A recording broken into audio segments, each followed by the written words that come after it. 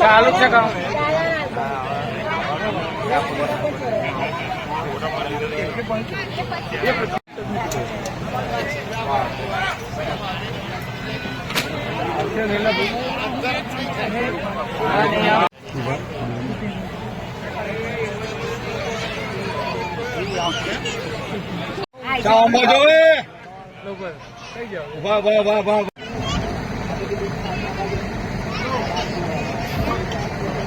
આજુબાજુ મંદિરની બહાર જે લોકો ઉભા છે તમામને મારી ખાસ વિનંતી કે અહીંયા મંડપની અંદર આવી જાય. આપણે ભજનની શરૂઆત કરવા જઈ રહ્યા છે. એ બધા પરિવારજનો જ કહેવાય. ડાબો હાથ જમણો હાથ જ કહેવાય. હાલો સાહેબ ડોક્ટર બાતીલાલભાઈ રોહિત સાહેબ અહીંયા આવી જાવ. તમે આગળ આવો. ઉભા હોય બધા આવી જાવ અંદર. ટૂંક સમયની અંદર તમામ મંડળના કલાકારોને આપણે કાર્યોના ગડગડાટ સાથે વધાવીએ. માફ કરજો મિત્રો, આજે એવો પ્રોગ્રામ છે કે સ્ટેજ પ્રોગ્રામ, કોઈનું સન્માન માન સન્માન આજે મારાથી રખાયું નથી.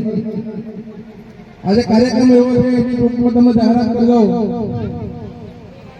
22/8/2020 દિવસે મારા પપ્પા શ્રી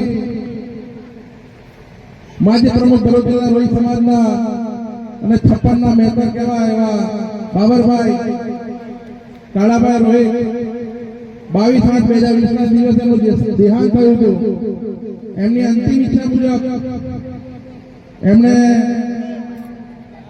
છેલ્લા શબ્દોમાં નહીં કીધું, વર્ષ કહેતા આવ્યા હતા કે જ્યારે મારો દેશ હું ત્યાગ કરું ત્યારે તારો ધ્યેય બી પઠ્ઠો કરતો હોય ને ત્યાં તેનો મારા અંતિમ સંસ્કાર કરવાનો.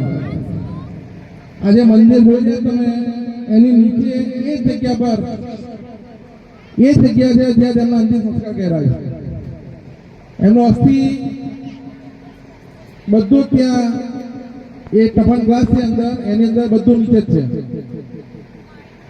એના ભાગરૂપે જયારે મંદિર બનાવ્યું ત્યારે મારી મમ્મીના 5 વર્ષ પૂરા થયા ત્યારે તેમનું ઉપકરણ રાખ્યું હતું.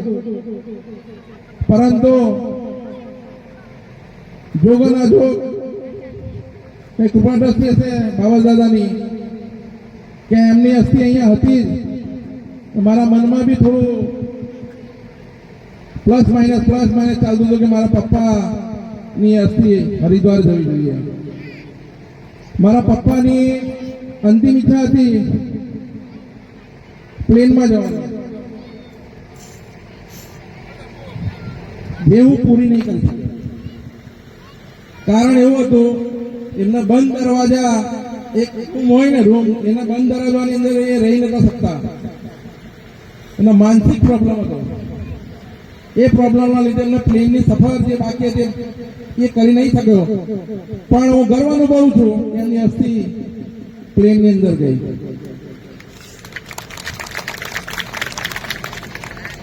એમની જે ઈચ્છા હતી તે પૂરી થઈ, મારી હતી એ બી પૂરી કરી. હરિદ્વારમાં એમનું અસ્થિ વિસર્જન કર્યું 1 તારીખે. એના માટે એ અસ્થિ વિસર્જનના કાર્યક્રમના ભાગરૂપે આજે આપણે ભજનનો પ્રોગ્રામ રાખ્યો છે.